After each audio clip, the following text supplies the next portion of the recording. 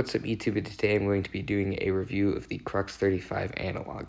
This version of the drone I purchased comes with the SPI FrSky receiver built in, but for better range I added an external FrSky XM Plus module as it does have S-bus pads to solder to.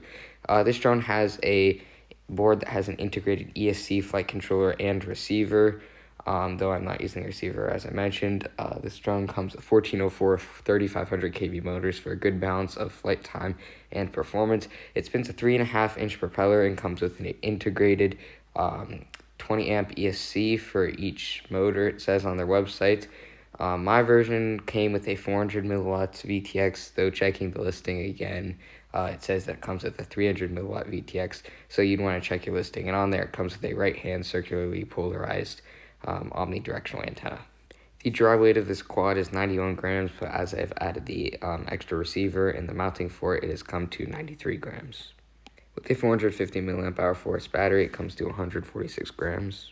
With an 850 mAh force battery, it comes to 188 grams.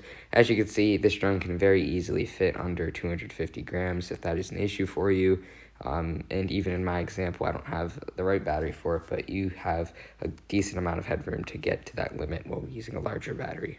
And then for the longest flight time, I put on a 3000 mAh force battery and got 292 grams of total all-up weight. This gave me almost 30 minutes of slow cruising, so if that's something you're interested in, this would not be a bad quad for that.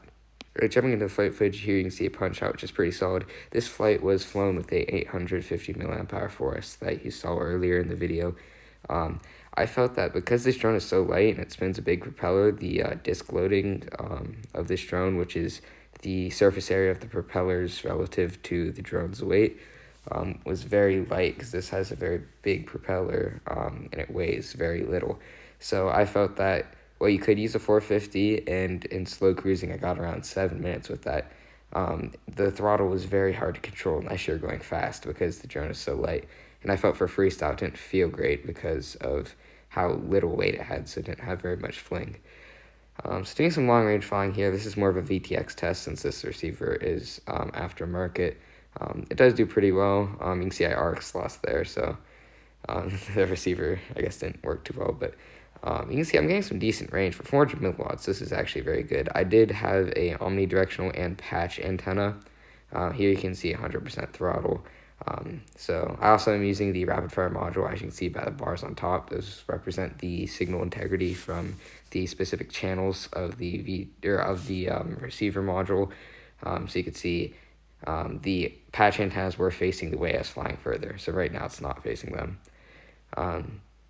I apologize for my flying. My rates were way too high as I've not flown this drone in a while.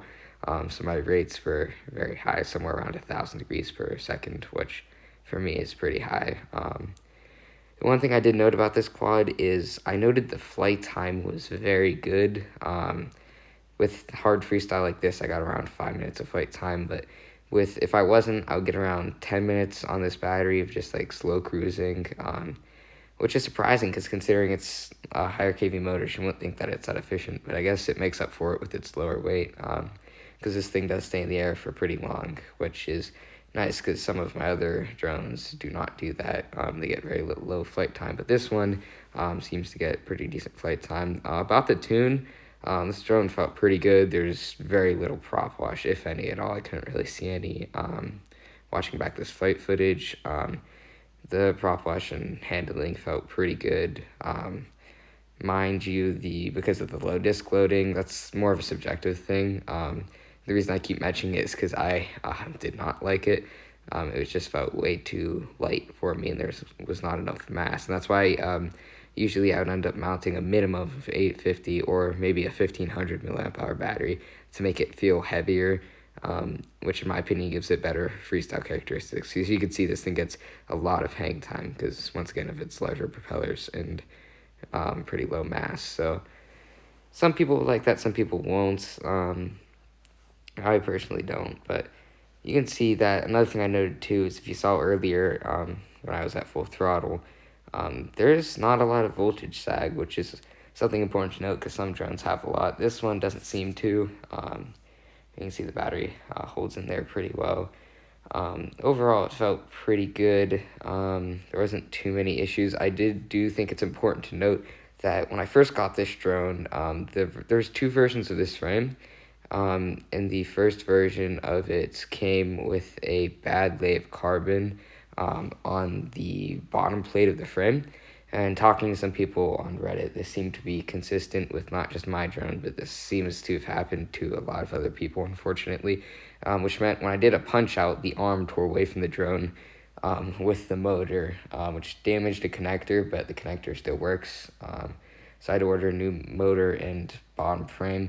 And I have had a couple crashes since, and on this new frame, the new frame seems to be a lot better and a lot stronger and doesn't seem to have this issue. And once again, as I've mentioned, I've seen this happen to some other people. So if you're buying this, doesn't really say on the listing, so it's kind of difficult to know. So that's kind of a difficult thing to decide if you want to take that risk or not. And that's why I said I haven't used it well. And in that crash, unfortunately, the internal receiver was damaged, which luckily this board supports soldering an external one on. Otherwise, this drone board would have not been operational. And as it's an all-in-one, except for a VTX board, that would have been a costly repair. So overall, the opinions of this drone were pretty high. I did enjoy flying it. It stays in the air for a long time, which is something that I personally enjoy. It's pretty fast and has good freestyle characteristics. And with the new frame on it, it has a overall decent enough durability that I could actually recommend it. So overall, it gets a pretty strong buyer's recommendation. And I believe this specific version of the drone I bought came in at around $140. So it is a pretty affordable drone for what it offers. It just doesn't offer very much range. The 400 milliwatt VTX did seem to do actually pretty well for 400 milliwatts. The reason I couldn't go farther was mainly because of my receiver, so I think that was pretty good. So overall, I think it was pretty good. It is, as I said, has a lighter disk loading, which for some people will be an immediate deal breaker. For me, I didn't like it, but I just found adding a larger battery gave me more flight time and kind of solved that issue. So it's a very subjective thing, and if you have quads that are more toothpick category that are like that, then that's something you can decide for yourself. But overall, I would give it a pretty strong buyer's recommendation.